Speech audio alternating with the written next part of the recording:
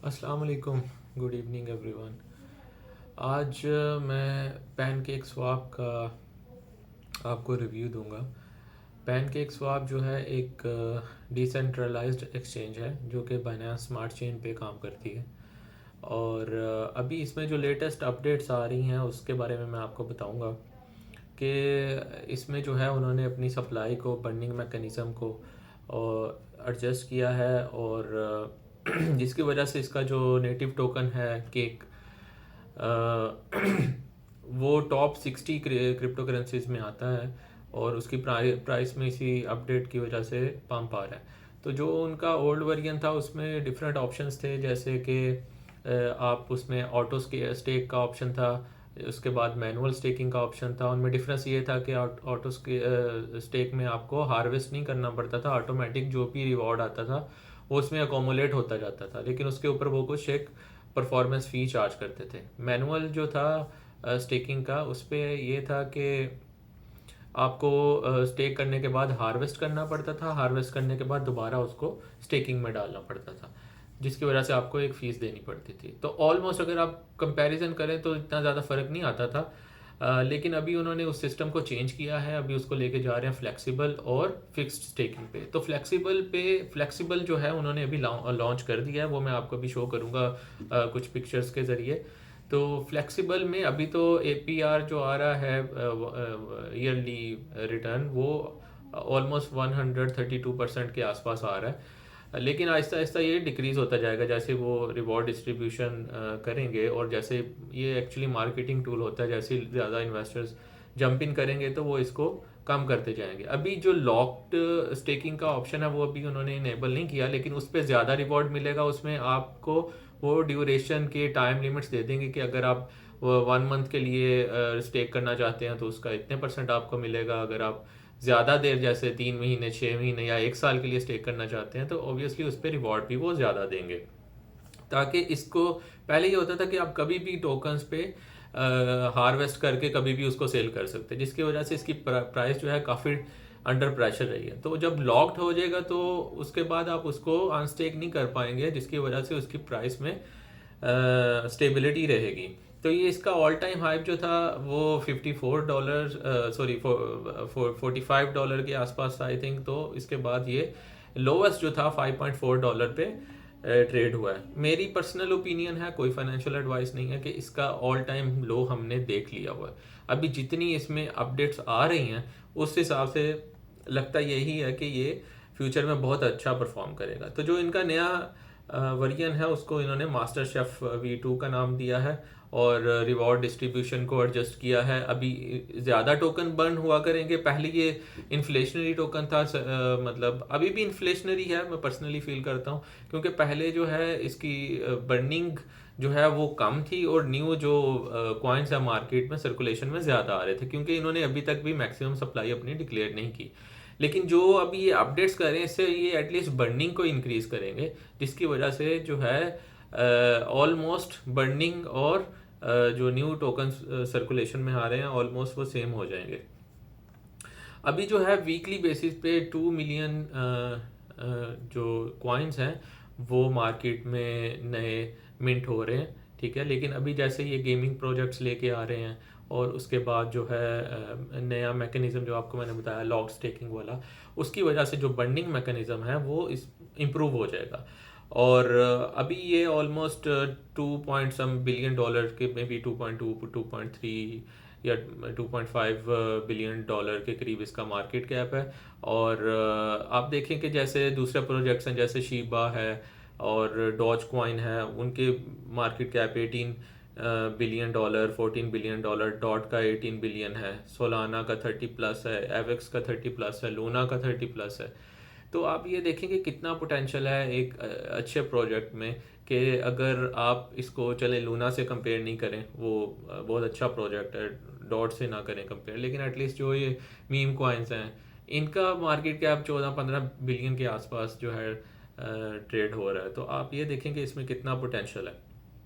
बाकी जो है मैं आपको थोड़ी इसकी हाइलाइट्स बता देता हूँ कि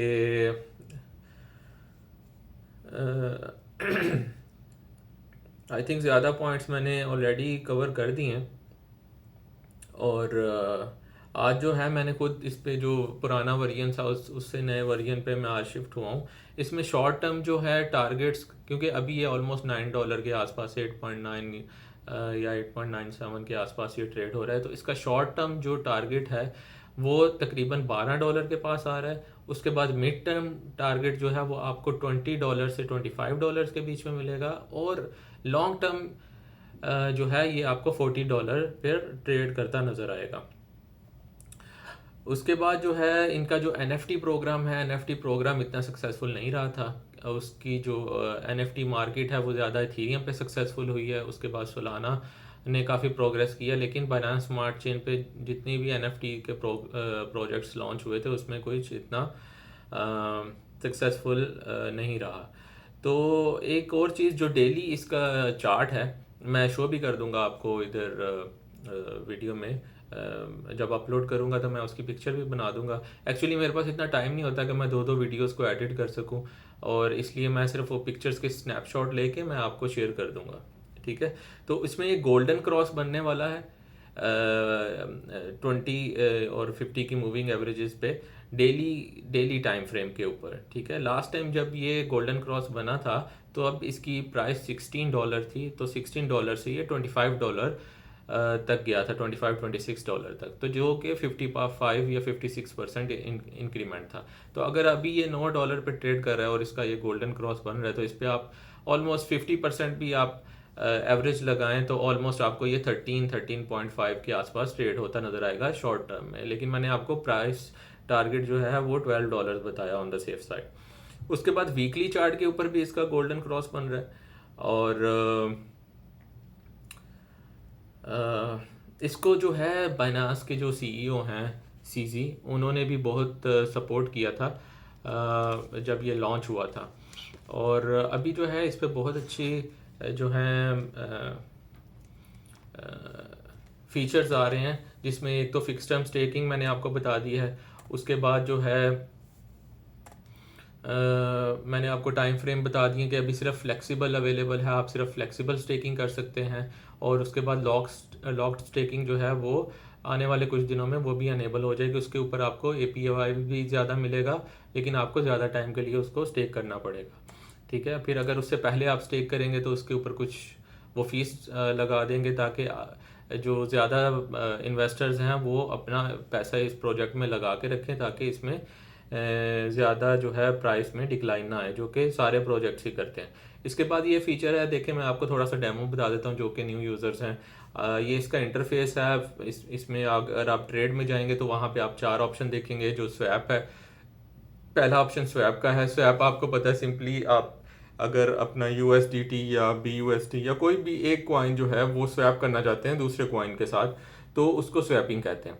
तो वो आपको जो है पैनकेक स्वैप पे जो भी लिक्विडिटी पड़ी होगी उस हिसाब से जो लेटेस्ट मार्केट प्राइस है, जो कि आपको कॉइन मार्केट कैप या कॉइन गैको पे मिल सकती है, तकरीबन वही प्राइस पे वो आप उस पर स्वैप कर सकते हैं। ठीक है। क्योंकि सेंट्रलाइज्ड एक्सचेंजेस जो होती हैं वहाँ पे थोड़ा डिफरेंट मैकेनिज्म होता है। वहाँ आप ट्रेड पे जाते हो, मार्केट में अपना ऑर्डर प्लेस करते हो, यहाँ पे स्वैपिंग होती है। स्वैपिंग का मतलब यही है कि आप USDT दे के जो है लेट से सोलाना बाय कर रहे हो, या सोलाना दे के USDT बाय कर रहे हो, या इवन सोलाना दे के केक बाय कर रहे हो, तो वो रीडायरेक्ट हो जाएगा। वो आपको शो कर देगा कि सोलाना से पहले BNB पे जाएगा, BNB के बाद वो USDT आपको आपके अकाउंट में क्रेडिट कर देगा। आपको इसके साथ जो है अपना मेटामास्क वॉलेट जो है आप अटैच कर सकते हैं। जिन यूज़र्स को पता है वो इजीली इसको कर पाएंगे। अगर जो न्यू यूज़र्स हैं कोई गाइडलाइन चाहिए तो आप कमेंट कर सकते हैं, मैं वॉलेट के बारे में भी एक वीडियो बना दूंगा। उसके बाद दूसरा ऑप्शन आप देखेंगे लिमिट ऑर्डर्स का। ये इनका न्यू फीचर है जो कि बाकी आपको डिसेंट्रलाइज्ड एक्सचेंजेस पे ज़्यादातर नज़र नहीं आएगा। तो लिमिट ऑर्डर ये इन्होंने, जैसे सेंट्रलाइज्ड एक्सचेंजेस में लिमिट ऑर्डर आप लगा लेते थे कि अगर इस प्राइस को हिट करे ये वाला कॉइन तो मेरी ये ट्रांजैक्शन जो है वो एग्जीक्यूट हो जाए, तो अब डिसेंट्रलाइज एक्सचेंजेस में भी ये फीचर आहिस्ता आहिस्ता आने लग गए हैं। और उसके बाद तीसरा है फीचर है लिक्विडिटी का। लिक्विडिटी ये होता है कि क्योंकि डिसेंट्रलाइज एक्सचेंजेस यही है कि यहाँ पे उन्होंने अपनी कोई लिक्विडिटी नहीं दी होती। जैसे सेंट्रल एक्सचेंजेस पे उन्होंने अपने एसेट्स भी बाय किए होते हैं, आपको ट्रेडिंग करवाते हैं। डिसेंट्रलाइज एक्सचेंजेस पे ऐसे है कि जैसे मैं लिक्विडिटी प्रोवाइड कर रहा हूँ किसी पेयर की, लेट से मैंने पैनकेक स्वैप और BUSD की लिक्विडिटी प्रोवाइड कर दी $1000 की। इसी तरह किसी ने $500 की किसी ने $10,000 की किसी ने $5,000 की। तो वो सारे जो हैं वो मर्ज होके एक लिक्विडिटी पूल हो जाएगा। अब जो भी बंदा उस लिक्विडिटी उस पेयर में ट्रेड करेगा तो वो जो लिक्विडिटी पूल होगा उसमें से वो ट्रांजैक्शन एग्जीक्यूट होगी। तो जो ट्रांजैक्शन फीस है उसका कुछ परसेंटेज होगी जो कि लिक्विडिटी प्रोवाइडर्स को मिलेगी। ठीक है, इस पे एक डिटेल वीडियो भी बना लेंगे, मैं आपको पिक्चर्स शो करके बता दूंगा। अभी इतना टाइम नहीं है, मैं सिर्फ आपको ओवरव्यू दे रहा हूँ कि ये कैसे काम करता है। उसके बाद लिक्विडिटी पे भी मैं आपको बता दूंगा कैसे लिक्विडिटी प्रोवाइड कर सकते हैं, उस पर कितना रिवॉर्ड मिल सकता है आपको। ठीक है, उसके बाद जो है फोर्थ ऑप्शन आपको ट्रेड में मिलेगा परपेचुअल का। परपेचुअल ऐसे ही है जैसे फ्यूचर ट्रेडिंग है, ये भी अभी इन्होंने almost may be 2 months ago उन्होंने ये अपना फीचर जो है लॉन्च किया है। अब मतलब आप इसमें फ्यूचर ट्रेडिंग भी कर सकते हो, लेकिन इसमें इतने ज़्यादा पेयर्स आपको नहीं मिलेंगे। मेजर पेयर्स मिल जाएंगे, जैसे आपको BTC मिल जाएगा, आपको केक मिल जाएगा, आपको डॉट मिल जाएगा, आपको सोलाना मिल जाएगा, आपको XRP मिल जाएगा। इस तरह कुछ मेजर जो है 5-6 पेयर्स आपको मिल जाएंगे। शायद अभी और भी ऐड कर दिए हूँ क्योंकि मैं पर्सनली फ्यूचर ट्रेडिंग को पसंद नहीं करता हूँ, और मैं हमेशा यही रिकमेंड करता हूँ कि आप लोग भी फ्यूचर ट्रेडिंग मत किया करें। उसके बाद जो सेकंड ऑप्शन है अर्न का। अर्न में आप दो चीज़ें देखेंगे, फार्मिंग और पूल्स। फार्म्स और पूल्स। फार्म्स में ये है वही चीज़ है जो लिक्विडिटी है। आपने उस फॉर्म को सिलेक्ट कर लेना, आपको वहाँ पे डिफरेंट फॉर्म्स नज़र आएंगे, जैसे मोबॉक्स और BNB का फॉर्म है, XRP और BNB का फॉर्म है। और उसके बाद आपको और डिफरेंट मिल जाएंगे, वू का है USDT के साथ। इस तरह डिफरेंट आपको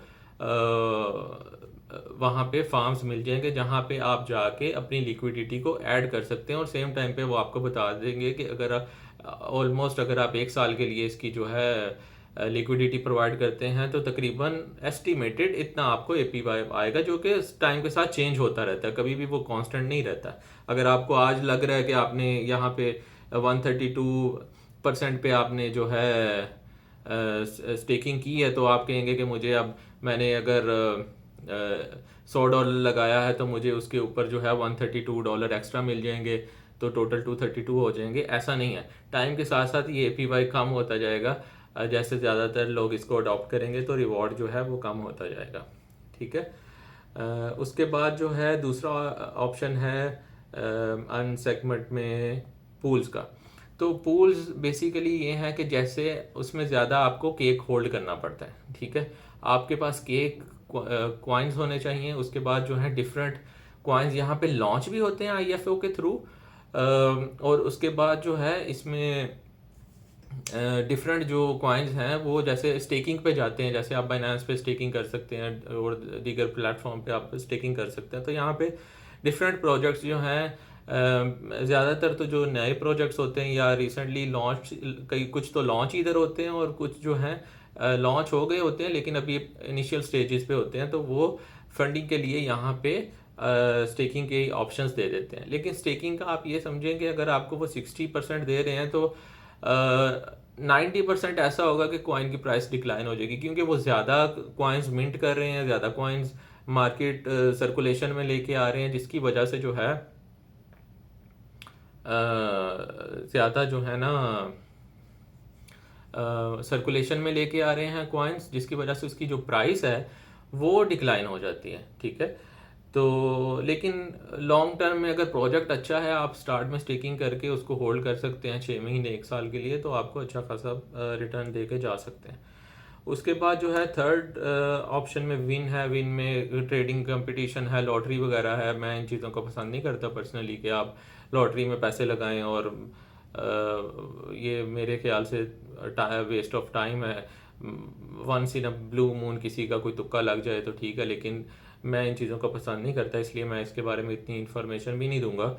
इसमें बेसिकली सिर्फ ट्रेडिंग कंपटीशंस हैं और लॉटरी वगैरह के इस तरह के ऑप्शंस हैं। उसके बाद फोर्थ में NFT है। NFT क्योंकि इन्होंने खुद कहा है कि हमारी NFT इतनी सक्सेसफुल नहीं रही, इसलिए मैं आपको इसके बारे में इतनी डिटेल नहीं बताऊंगा और रिकमेंड करूंगा कि आप इस पे NFT ट्रेडिंग इतनी ना करें। NFT बस आपको एक बाय करनी पड़ेगी। अगर आप यहाँ पे अकाउंट अपना बनाना चाहते हैं, स्टेकिंग करना चाहते हैं, फार्मिंग करना चाहते हैं, तो आपको प्रोफाइल बनाने के लिए एक आपको NFT बाय करनी पड़ेगी, जो कि आपको अपनी प्रोफाइल में ऐड करनी पड़ेगी और वो तकरीबन 6 7 8 डॉलर की आपको मिल जाएगी। It's not a big deal. उसके बाद जो है लास्ट में आप इसमें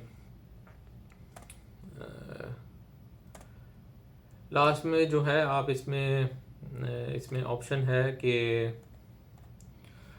आप इसमें वोटिंग कर सकते हैं, क्योंकि ये कम्युनिटी बेस्ड है। तो जो भी अगर वो प्रोजेक्ट लॉन्च करना चाहते हैं तो पहले कम्युनिटी में एक पोल करवाते हैं कि आप लेट से अगर वो कोई एक कॉइन की स्टेकिंग का पोल बनाना चाहते हैं, वो पहले पूछेंगे कि आप जो है इसमें आप चाहते हैं कि ये पूल इसमें हम अपने प्लेटफॉर्म पे ऑनलाइन कर दें और आप इस पर स्टेकिंग कर सकें, या आप इस प्रोजेक्ट को पसंद नहीं करते हैं। तो जिस तरह जिसके पास जितने केक्स हैं वो उस तरह उसको स्टेक करता है, और उस हिसाब से जो है वो वोटिंग होती है। और इसी तरह कोई भी मेजर डिसीजन है आप बल्कि खुद अपना पोल बना सकते हैं। कोई चीज़ आप चाहते हैं या कोई ऑप्शन आप चाहते हैं कि ये फीचर इस एक्सचेंज में होना चाहिए, तो आप उसमें भी जो है अपना पोल बना के जो है online it's free of cost, तो आप उसमें ऑनलाइन जो है सबमिट कर सकते हैं। फिर लोग उस पर ओपिनियन देंगे। अगर जो है वो एक्सचेंज समझेगी कि ये अच्छा फीचर है, हमें लेके आना चाहिए, तो वो उसको ज़रूर कंसिडर करेंगे। ठीक है, तो ये आज का रिव्यू है। आई होप कि आपको पसंद आया होगा। नेक्स्ट रिव्यू मैं चाह रहा हूँ कि टेरा लूना का आपको दे दूँ, क्योंकि उसकी आजकल काफ़ी न्यूज़ आ रही है उसका स्टेबल कॉइन के हिसाब से। तो लेकिन मैं इस चैनल को कम्युनिटी बेस्ड रखना चाहता हूँ। तो आप अगर आपको कोई और प्रोजेक्ट पसंद है तो आप उसके बारे में बताएं। अगर इतने कमेंट्स नहीं आएंगे तो मैं बाय डिफ़ॉल्ट जो है टेरा लूना का आपको कॉइन जो प्रोजेक्ट रिव्यू है वो मैं नेक्स्ट वीडियो में आपको दूंगा। इसके अलावा MTX का है एक शॉर्ट सा वो रिव्यू, मैंने आज टिकटॉक अकाउंट पे भी लगाया था।